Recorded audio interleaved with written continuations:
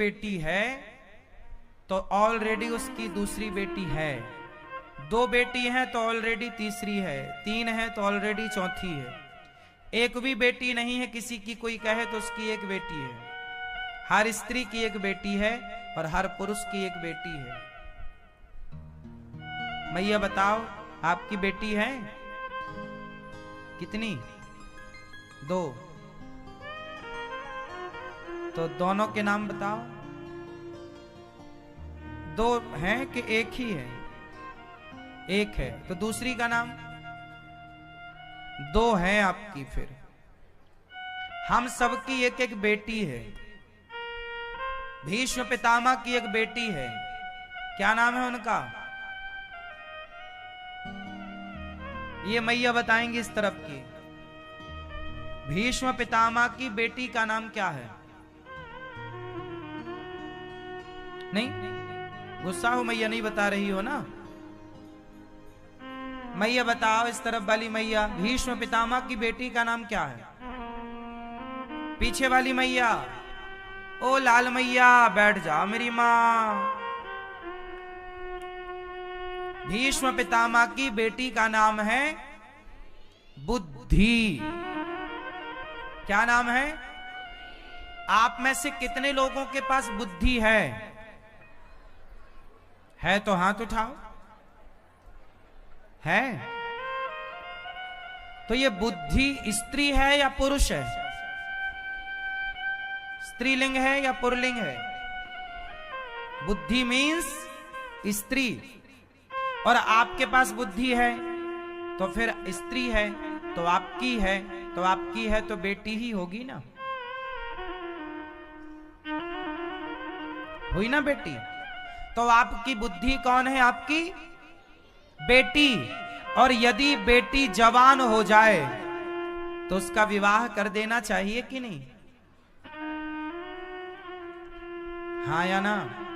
तो फिर आप सब अपनी अपनी बुद्धि का विवाह किससे करेंगे? आप किससे करोगे अपनी बुद्धि का विवाह?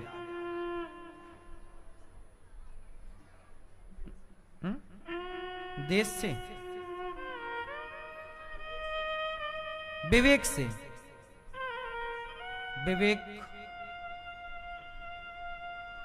विवेक पाठक। हाँ,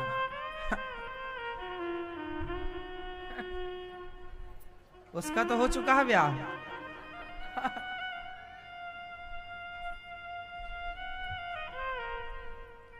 लेकिन उसके 35 टुकड़े कर दिए। दिल के टुकड़े टुकड़े करके मुस्कुरा के चल दिए। इसलिए कहीं आपके दिल के टुकड़े टुकड़े ना हो जाएं।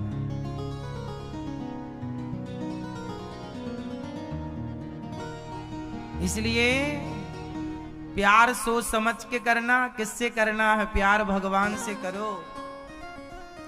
ये दुनिया से प्यार करोगे तो क्या होगा? एक लड़के से एक लड़की ने प्यार किया, लड़की ने कहा चलो शादी कर लो, दबाव बनाया, क्योंकि उस लड़के ने तो उसके साथ बहुत सारे दिन गुजार चुके थे, शोषण कर ही चुका था, तो अब लड़की के पास तो ऑप्शन था नहीं। लड़की ने बोला कि विवाह कर लो, तो उस लड़की ने जब दबाव दिया तो उस लड़के ने उस लड़की के टुकड़े टुकड़े किए और कुत्ते को खिला दिया। नहीं सुना था आप लोगों ने? एक और सुना होगा, कुकर में पका दिया।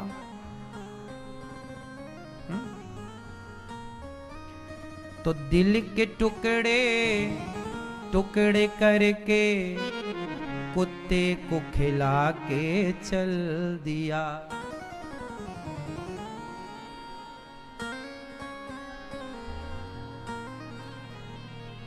तो ये हो रहा है। तो दिल यदि आपने जगत को दिया तो टुकड़े टुकड़े होना निश्चित है, और जगन्नाथ को दिया तो कल्याण होना निश्चित है। इसलिए मर्जी आपकी है। तो आप किसको दिल देंगे अपना? बुद्धि कहां लगाएंगे? उल्टी सीधी जगह मन को, बुद्धि को खर्च नहीं करना, क्योंकि ये दुनिया केवल आपको यूज करना जानता है। ये दुनिया केवल आपका शोषण करना जानती है। शोषण कर लिया, लोग अपनी हवस पूरी करते हैं और उस हवस को पूरी करने में केवल प्यार का मुखौटा पहनते हैं कि हम तुमसे प्यार करते हैं। कोई किसी से प्यार नहीं करता। लोग आपकी त्वचा से, आपके बॉडी से, आपके शरीर से प्यार करते हैं। शरीर की भूख मिटाकर, जैसे च्युइंगम को चबाकर लोग थूक देते हैं, तुम्हें भी चबाकर ये दुनिया थूक कर चली जाएगी। ना तुम घर की रहोगी, ना तो। इसलिए शादी विवाह बहुत अच्छा विषय है, माँ बाप की राजी मर्जी से हो और दिल बुद्धि भगवान में। ज्यादा हाय हाय ज्यादा संसार में ना उलझो, बहुत कष्ट उठाने पड़ेंगे। भीष्म पितामह ने अपनी बुद्धि भगवान में समर्पित की, तब जाकर उनकी परम गति हुई। इच्छा मृत्यु का वरदान था, पर पितामह तड़पते रहे बाणों की सैया का कष्ट। सोचिए हमें कांटा लग जाए तो कितना दर्द होता है, और पितामह को तो बाण आर पार चुभे थे। आर पार, सैया मतलब आर पार थे ना, चुभे थे, उस पर लेटे थे, कितना कष्ट हो रहा। लेकिन और इच्छा मृत्यु का वरदान था कि वो जब चाहे मर जाएं, पर वो मरे नहीं। क्यों? क्योंकि जब तक अपनी बुद्धि को भगवान के चरणों में नहीं लगाएंगे, तब तक मर जाने का कोई अर्थ नहीं है। अरे मरना उन्हीं का सार्थक है जिन्होंने अपने मन को, अपनी बुद्धि को भगवान से जोड़ दिया। यदि बिना जोड़े मर गए तो मर के फिर आना पड़ेगा। अधूरा काम करोगे तो पूरा करने फिर आना पड़ेगा। ये जन्म मृत्यु तब तक चलता है जब तक आप अपनी बुद्धि को प्रभु से नहीं जोड़ देते। तो इसी जन्म में आप जोड़ दोगे कि अभी अगला जन्म और लोगे आप लोग? अगले जन्म में फिर पता नहीं क्या बनोगे।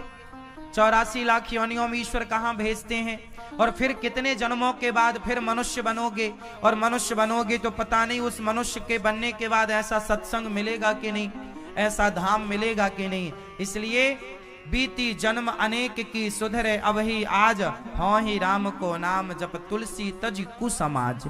कुसंग को त्याग करके आज ही अपना कल्याण कर लो, अगले की अगले बार जब आएंगे तब आएंगे। हम तो भगवान की कृपा से 84 के चक्कर से यदि आप मुक्त हो गए। भैया ये 84 का चक्कर क्या है, ये भैया बताएंगे पीले। 84 का चक्कर क्या है, ये क्या होता है 84 का चक्कर? हाँ नहीं पता? ये 84 का चक्कर क्या होता है? हाँ हाँ भैया क्या होता है 84 का चक्कर? दादाजी क्या होता है 84 का चक्कर? 84 लाख योनियां होती हैं, जैसे कुत्ते की योनी, बिल्ली की योनी। योनी मीन्स हम हर बार योनि से जन्म लेते हैं। 4 प्रकार की उत्पत्ति होती है, स्वेदज, अंडज, उद्भिज और जरायुज। 4 प्रकार की सृष्टि होती है। जैसे मां के पेट से झिल्ली में लिपटा हुआ हम हैं, जरायुज।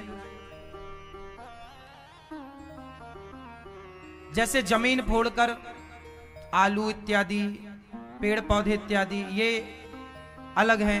अंडज मतलब अंडे से, अंडे से हम लोग अंडे से नहीं आए, हम लोग डायरेक्ट मां के पेट से जरायु झिल्ली में लिपटे हुए आए हैं। ये एक होता है अंडज।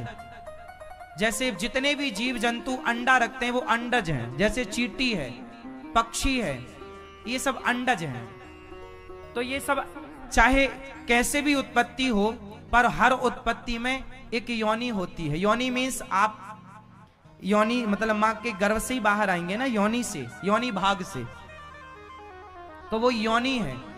अब जैसे पेड़ पौधे, तो अब आप ये मान लो कि ये पृथ्वी की योनि से प्रकट हुए, पृथ्वी के गर्भ से प्रकट हुए। पेड़ पौधे किसके गर्भ से प्रकट होते हैं?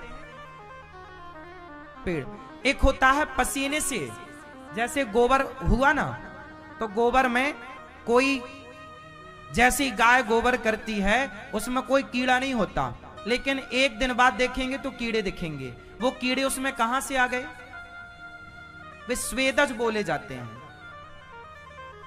स्वेदज उत्पत्ति है, मतलब वो पसीने से। जैसे आपके सिर में आप बहुत सारा पसीना है और आप धोइए मत, 4-5 दिन बाद आप देखेंगे कि उसमें छोटी छोटी जुई होंगी, छोटे छोटे जुएं अपने आप। ये कुछ चीजें पसीने से, दुर्गंध से, गंदगी से अपने आप चीजें प्रकट हो जाती हैं। हाँ या ना? ये 4 प्रकार। आप बताओ भैया, टोपी वाले भैया, धर्म किसे कहते हैं? आप बताओ बेटा, धर्म किसे कहते हैं? धर्म किसे कहते हैं? सत्कर्म सूचको नूनम, ठीक है। धर्म किसे कहते हैं? हाँ? आर्मी वाले हैं आप, आपका धर्म है केवल देश की सेवा करना, ठीक है। धर्म की परिभाषा है, धर्म किसे कहते हैं, तो सबका धर्म अलग अलग है। अब उसमें से थोड़ी सी व्याख्या जो सबके लिए लागू होगी वो कुछ है। 4 परिभाषाएं धर्म की ऐसी हैं जो सबके लिए एक सी है। दया ही धर्म है। धर्म क्या है? दया। धर्म क्या है? सेवा। सेवा ही माता पिता की सेवा, देश की सेवा, समाज की, दीन दुखियों की, जरूरतमंदों की सेवा, जीव मात्र की सेवा ही धर्म है। सेवा ही धर्म। और सेवा तब करेगा व्यक्ति जब हृदय में दया होगी। तो दया और सेवा ये तब होती हैं जब एक दूसरे के ये पूरक है। यदि आपके अंदर दया है तो ही तो आप सेवा करोगे ना। दया नहीं होगी तो आप सेवा क्यों करोगे? इसलिए दया धर्म का मूल है, दया धर्म की जड़ है। कोई भी काम आप धर्म का तब करोगे जब आपके हृदय में क्या होगी? इसलिए दया ही धर्म है। और जब दया होगी तो फिर आप भूखे को रोटी देंगे, राष्ट्र की सेवा करेंगे। तो सेवा भी धर्म है, परहित सरिस धर्म नहीं भाई। दया धर्म का मूल है। और धर्म की एक परिभाषा और है। हमने कितनी परिभाषा दे दी दया धर्म की? 2। एक क्या दे दी? सेवा। धर्म की एक परिभाषा हो गई, जोर से, सेवा ही धर्म है। और दूसरी परिभाषा दया, दया ही। अब तीसरी परिभाषा और कोई बताए? आप बताओ भैया जी, आप। तीसरी परिभाषा धर्म की क्या हो सकती है आपके हिसाब से?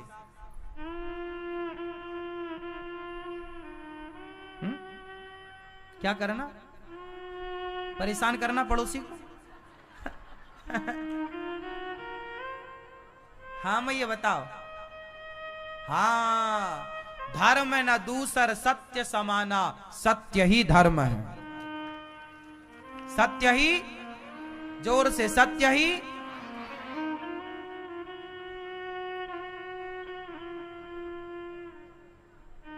हाँ मैया, पीली मैया, क्या बतख्याव कर रही हो? क्या कह रही हो? सत्य बोलेंगे तो क्या नहीं चलेगा?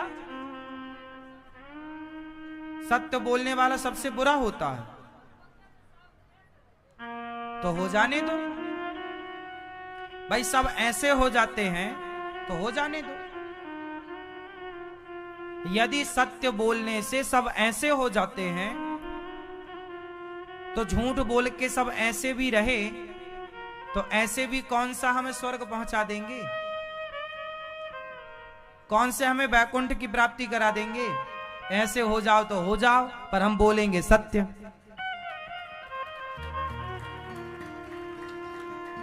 लोग कैसे हो रहे हैं मतलब नहीं, आप कैसे होगी बाद में, ये ध्यान रखो थोड़ा। क्योंकि जब हिसाब यमराज जी हमसे पूछेंगे तो हमारे पास वो लोग नहीं होंगे जिन लोगों के कारण आपने झूठ बोला था। क्यों जी होंगे? जब यमराज जी आपसे हिसाब मांगेंगे कि आपने झूठ क्यों बोला था, तो आपने आप अपने बच्चों के लिए यदि झूठ बोला होगा, अपने बाप के लिए झूठ बोला होगा, अपने स्वार्थ के लिए झूठ बोला होगा, तो वो लोग वहां कोई नहीं होंगे, केवल आपको हिसाब देना। इसलिए मेरी मैया, सजन रे झूठ मत बोलो।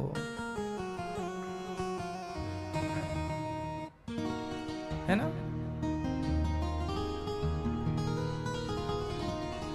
सजन रे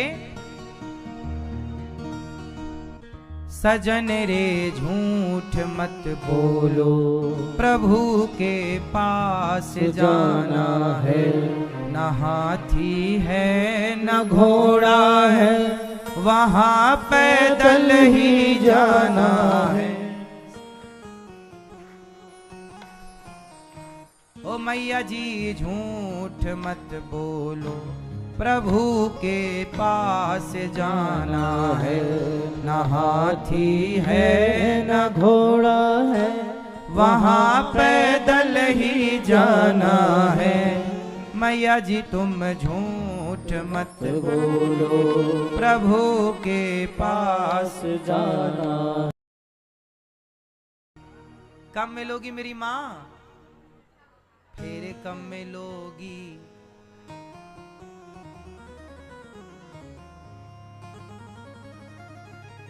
जाते जाते भोजन प्रसाद ले लेना। ठीक है, ठीक है मैया बैठो। तो धर्म की परिभाषाएं टोटल कितनी हो गई?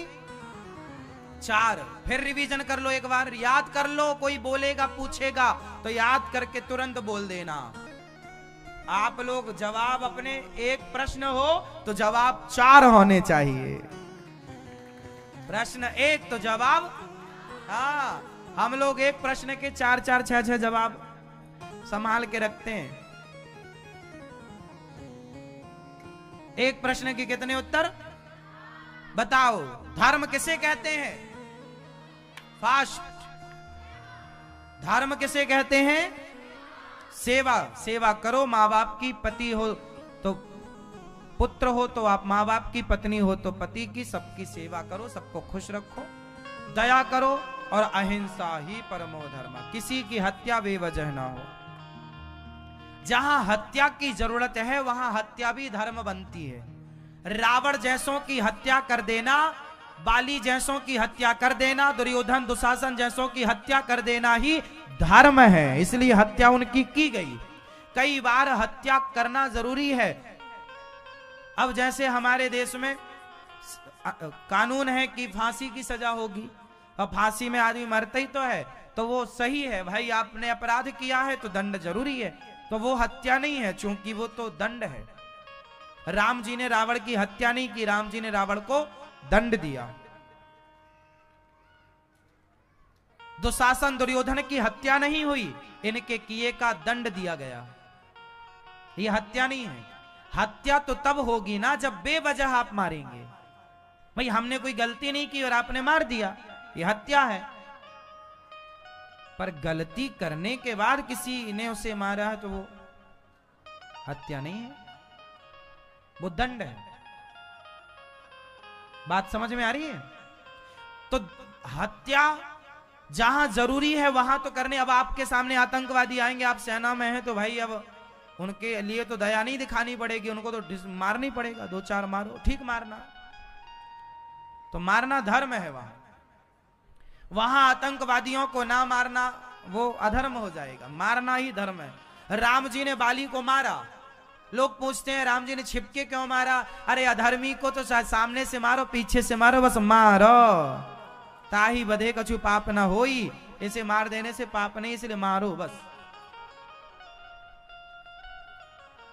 आतंकवादियों के गोली चाहे छाती में लगे चाहे पीछे खोपड़ी में लगे, बस लगे। क्यों जी? यही धर्म है।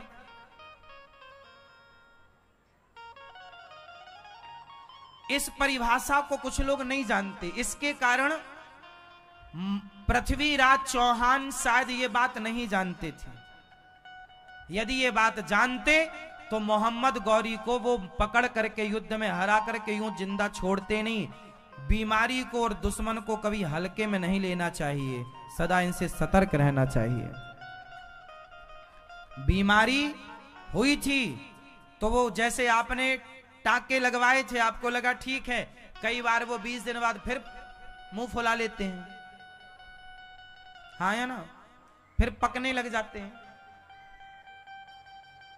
तो बीमारी और दुश्मन, पृथ्वीराज चौहान ने यदि मोहम्मद गौरी को मार दिया होता तो आंखें ना फूटती बाद में, हाँ या ना।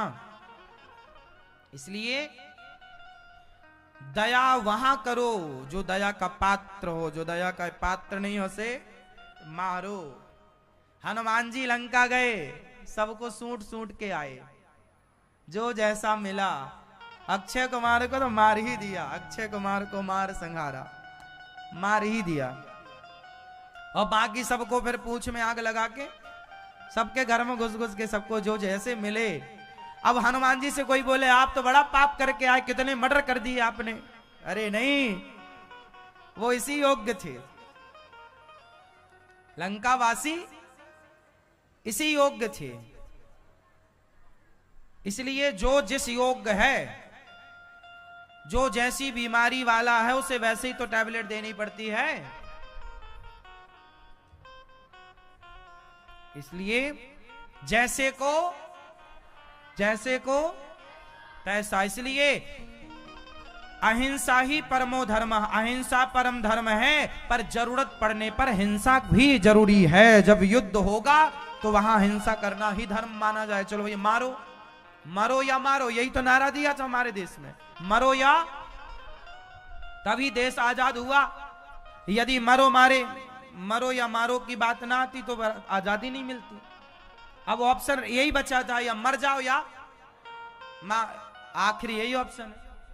तो फिर वहां यही धर्म हो जाता है, क्योंकि सामने वाला दुष्ट है ना।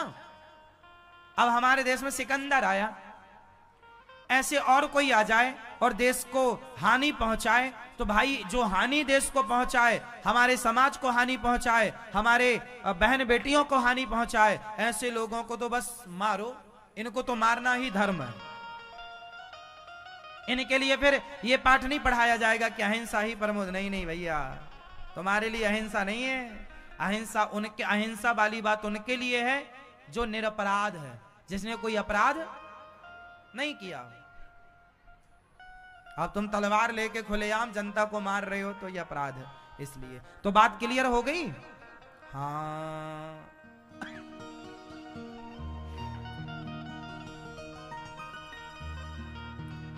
इसलिए धर्म को बहुत तरीके से जानने की जरूरत है। भगवान सगुण है या निर्गुण है, आप बताइए। सबसे सवाल कर रहा हूं। क्या सुपारी ले ली आपने? मस्त खैनी, ये पकड़ के ये मारा और जे बार। हाँ? चलो अब रहने देना, मुंह में थूक मत देना। गोटा खी लिया, सौंफ कोई बात नहीं, हम तो विनोद कर रहे थे, मजाक कर रहे थे, आपने सीरियस ले लिया। सौंफ ही गुटक गई पूरी। सुनो, भगवान कैसे हैं, साकार या निराकार? मैया कैसे हैं? भगवान कैसे हैं बेटा? साकार का मतलब क्या होता है? निराकार का मतलब क्या होता है? साकार का मतलब होता है जिसका आकार है वो साकार है, और निराकार मतलब जिसका कोई आकार नहीं है वो जैसे आकाश, आकाश का क्या आकार है? पानी, पानी का कोई आकार नहीं, इसलिए पानी निराकार है, आकाश निराकार है, पानी निराकार है। लेकिन वही पानी जब बर्फ बनता है तो बर्फ का आकार होता है। पानी निराकार है पर बर्फ निराकार नहीं है।